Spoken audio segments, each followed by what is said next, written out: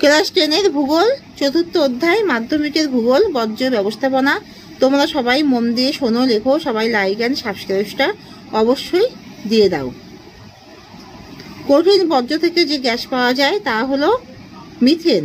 একটি পরিবেশী বর্জ্য হলো চট। একটি কঠিন বর্জ্যের উদাহরণ হলো হাসপাতালে ব্যবহৃত সিরিঞ্জ। একটি তরল বর্জ্যের উদাহরণ হলো কীটনাশক মিশ্রিত জল।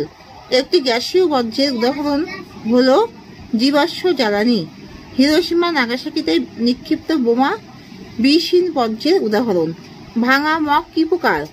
জৈব ভঙ্গুর। তেজস্ক্রিয় বর্জ্যের প্রধান উৎসস্থল হলো পারমাণবিক বিদ্যুৎ কেন্দ্র।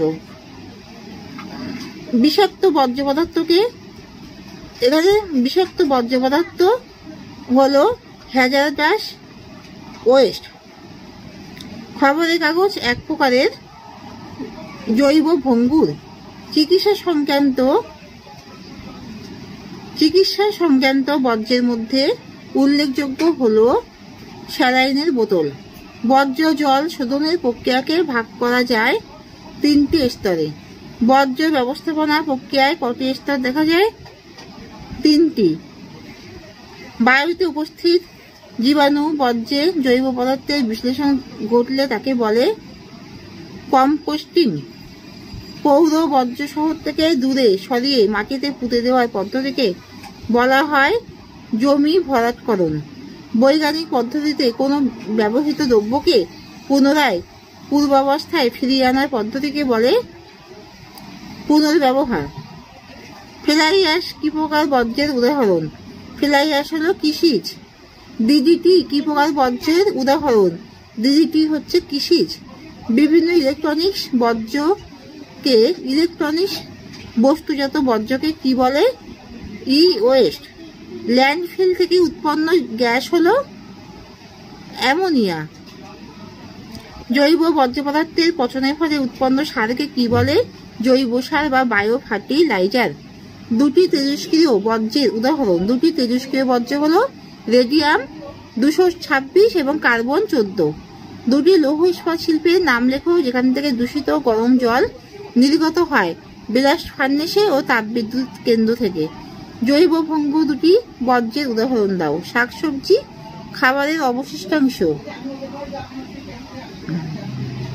জৈব অভঙ্গুর দুটি বর্জ্যের উদাহরণ হলো প্লাস্টিক আর কাঁচ। কাগজ শিল্প থেকে কি বর্জ্য নির্গত হয়? কাগজ শিল্প থেকে সেলুলোজ উৎপন্ন হয়। দুটি বিষাক্ত জৈব বর্জ্যের নাম লেখো। দুটি বিষাক্ত জৈব হলো সীসা আর পারদ। দুটি চিকিৎসা বর্জ্যের উদাহরণ হলো ক্যাথিটার আর সিরিঞ্জ। শিল্পের বায়ুকে শোধনের জন্য প্রচলিত পদ্ধতিকে বলে স্কাবার। জীবাণু দ্বারা বর্জ্যের বিয়োজন পদ্ধতিকে কি বলে? কম্পোস্টিং। বর্জ্য জল শোধনের পদ্ধতিকে কি বলে? নিষ্কাশন।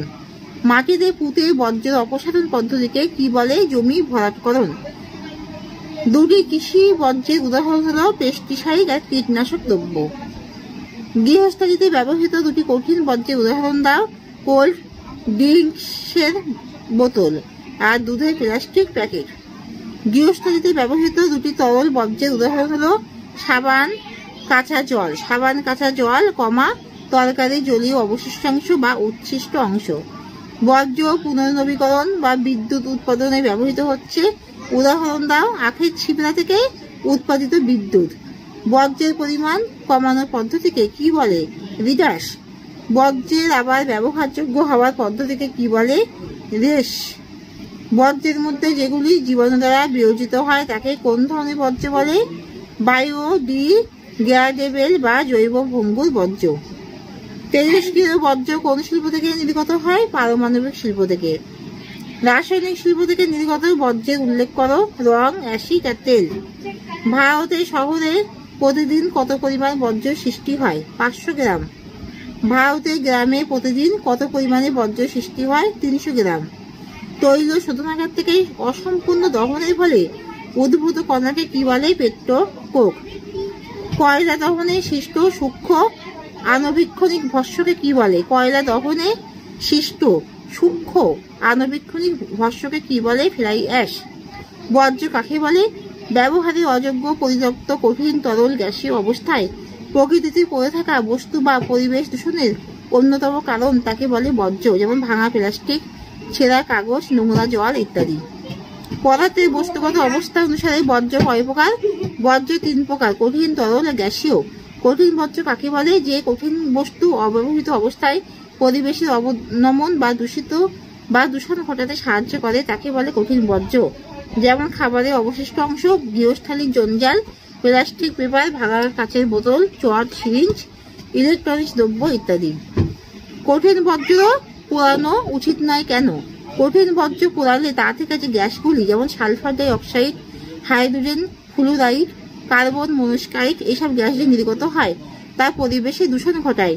তাই কঠিন বর্জ্যকে অবৈজ্ঞানিকভাবে পোড়ানো উচিত নয়। তরল বর্জ্য কাকে বলে? প্রকৃতিতে দূষণ সৃষ্টিকারী তরল অব্যবহৃত যৌগ যখন অপরিশোধিত অবস্থায় পরিবেশের ক্ষতি করে তখন তাকে তরল বর্জ্য বলে, যেমন গৃহস্থালী, কলকারখানায় ব্যবহৃত দূষিত জল, কাপড় কাচা, বাসন মাজা দূষিত জল ইত্যাদি। গৃহস্থালী কঠিন বর্জ্যের কয়েকটি উদাহরণ দাও। যেমন হচ্ছে আনাজের খোসা, ভাঙা খেলনা, প্লাস্টিক মগ, ধাতুর ভাঙা অংশ, ছেঁড়া কাপড়, পুরানো কাগজ, প্লাস্টিকের প্যাকেট ইত্যাদি। গৃহস্থালী তরল বর্জ্যের উদাহরণ দাও। বাথরুমে ব্যবহৃত detergent, shampoo, bleaching powder, acid, muriatic acid, phenyl মিশ্রিত জল, রান্নাঘরের মশলা, তেল মিশ্রিত তরল, রান্নার উচ্ছিষ্টাংশ ইত্যাদি। বর্জ্য জলকে কিভাবে জীবাণুমুক্ত করা হয়? বিভিন্ন প্রকার জীবাণুনাশক পদ্ধতির মাধ্যমে বর্জ্য জলকে জীবাণুমুক্ত করা হয়, যেমন অতিবেগুনি রশ্মি ব্যবহার, জলে ক্লোরিনের ব্যবহার, জল ফুটিয়ে খাওয়া ইত্যাদির মাধ্যমে জলকে শুদ্ধ করা হয়। গ্যাসীয় বর্জ্য কাকে বলে?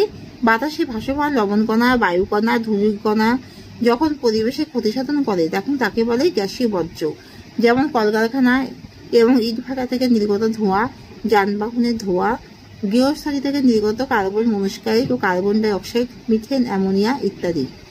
বিষাক্ত বর্জ্য বলতে কি বোঝো? নানা ধরনের বর্জ্য পদার্থ যা থেকে বিভিন্ন ধরনের বিষক্রিয়তার উদ্ভব হয় এবং যেগুলি একেবারেই পরিবেশ বান্ধব নয় সেগুলিকে বলা হয় বিষাক্ত বর্জ্য, যেমন শিল্পজাত নানা প্রকার তেজস্ক্রিয় পদার্থ, ইউরেনিয়াম, থোরিয়াম প্রভৃতি, এবং কিছু রাসায়নিক তরল পদার্থ যা বিষক্রিয়া ঘটাতে পারে। বিষহীন বর্জ্য বা নন টক্সিক ওয়েস্ট বলতে কি বোঝো?